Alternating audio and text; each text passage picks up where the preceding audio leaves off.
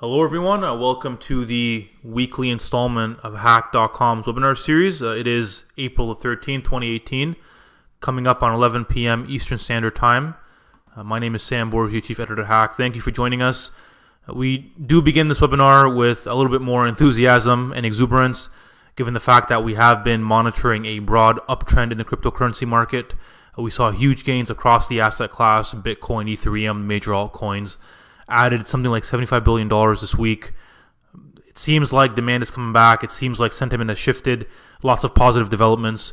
Of course, being crypto, crypto being crypto, the sentiment could shift at any time, but we have seen some notable changes, some notable advances in the market this week. And over the next little while, we just want to talk about why that might have occurred, what are the underlying reasons behind the recent movements, and what we can expect as we head into the second half of April. Again, Sam, Chief Editor, please email me, sam@hack.com, if you have any questions or comments, or leave them in the comment section below on the website or on the YouTube page. Our agenda is usually pretty light. It is Friday night here, and I've just been reading up on the markets for the past few hours. Lots happening as I speak right now.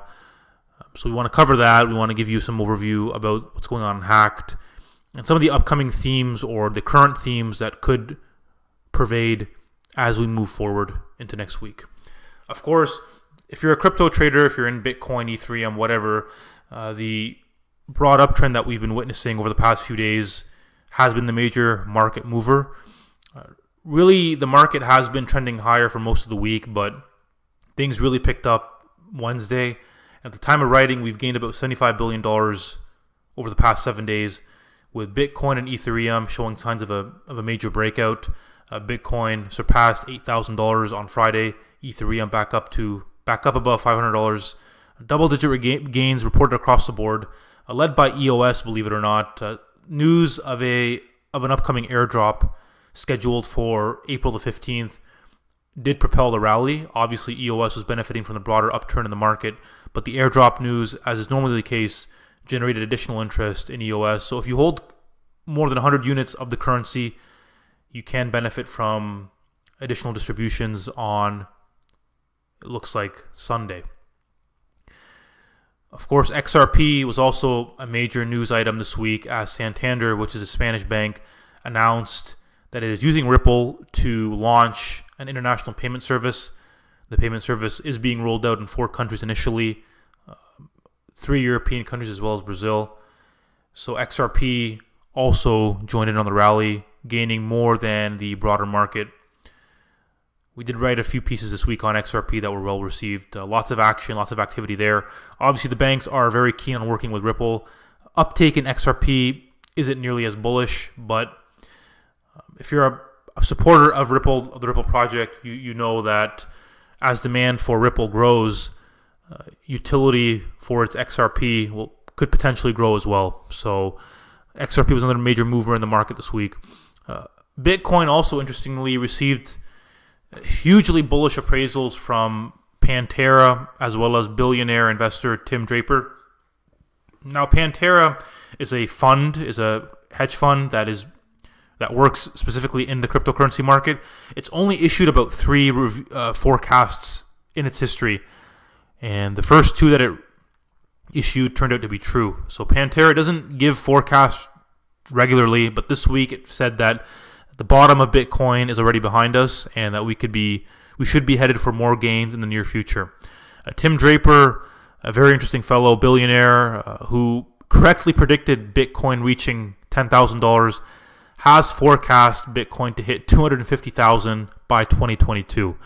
Now, Tim Draper called 10,000 Bitcoin back in 2015. So the market was nowhere near what it was in the past year or so. So he does know what he's talking about. He was accurate in predicting 10,000 Bitcoin by 2017, and that happened. Obviously, 250,000 is a completely different level, but if decentralization continues to gather steam as it is, we could be looking at a very, very bullish price point for the major coins. So just some interesting forecasts that we saw this week coming from 2 sources that we should pay attention to given their track record.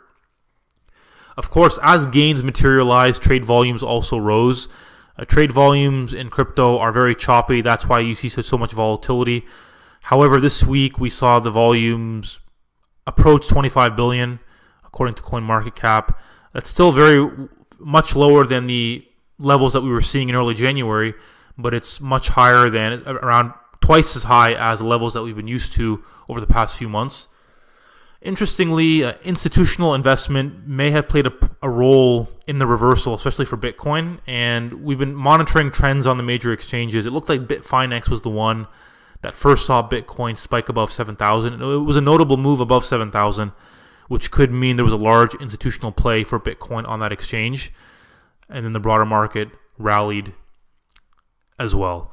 Of course, the institutional component could be a double-edged sword as well. We know that there's the so-called Tokyo whale is unloading billions of dollars worth of Bitcoin on behalf of Mt. Gox creditors.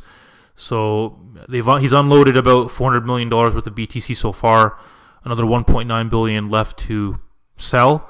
That could influence prices negatively as Bitcoin returns back above the 5-figure mark.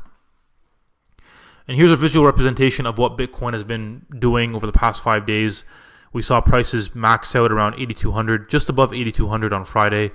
Overall gains have been picking up since Wednesday, and we're seeing signs of a bullish reversal in the coin and in the broader market as well.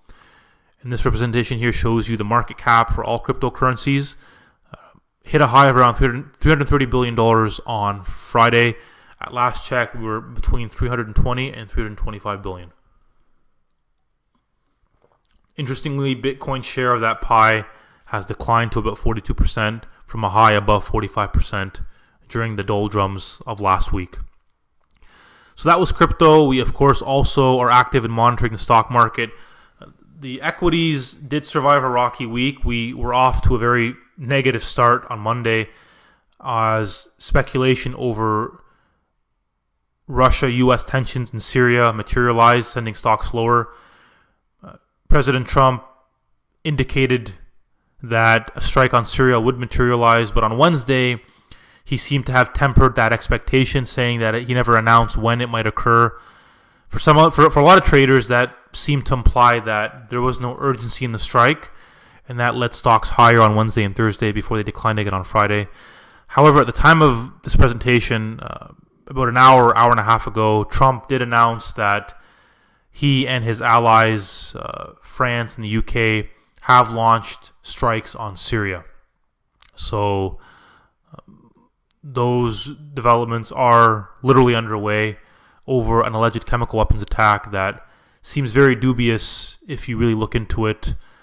But we'll leave that topic for another time. Tech shares also rebounded as Zuckerberg gave a very awkward testimony, hours and hours of grilling in front of Congress. I was very disappointed to see how core elements of Facebook's business weren't addressed. I mean, Facebook essentially is a surveillance company, and there's a lot of questions that Zuckerberg just couldn't answer. However, the overall view of his testimony was positive. He did admit to mistakes. If you talk to PR experts, if you look at a lot of the reviews that are being done by the people who handle crises, said that he performed very well, and that may have been responsible for the sharp gain that we also saw in tech shares this week. The VIX declined from around 21 to 17 this week, falling below the historical average. Just some of the major developments that we saw in the stock markets. Looking at Hacked, we did cover several ICOs this week, including Switch, Chopin, Talau, and Shivam. Most read articles of the week, the SEC initiating the formal proceedings on the Bitcoin ETF. If you're aware, the SEC did publish some literature on its website inviting people or inviting different entities to inquire or comment on calls for a proposed rule change that would allow Bitcoin ETFs to be listed. So nothing has happened yet, but there's a lot of institutional demand and momentum building up in favor of a Bitcoin ETF. CBOE is actually leading that charge. I personally think it's a foregone conclusion. We will see a Bitcoin ETF, an ETF that tracks Bitcoin futures. It's all a matter of when and how will the criteria shift at the SEC. We saw a long-term cryptocurrency analysis piece also in the top 5. I was surprised by joint ventures. The ICO analysis that I wrote about 2 months ago returned to the top 5.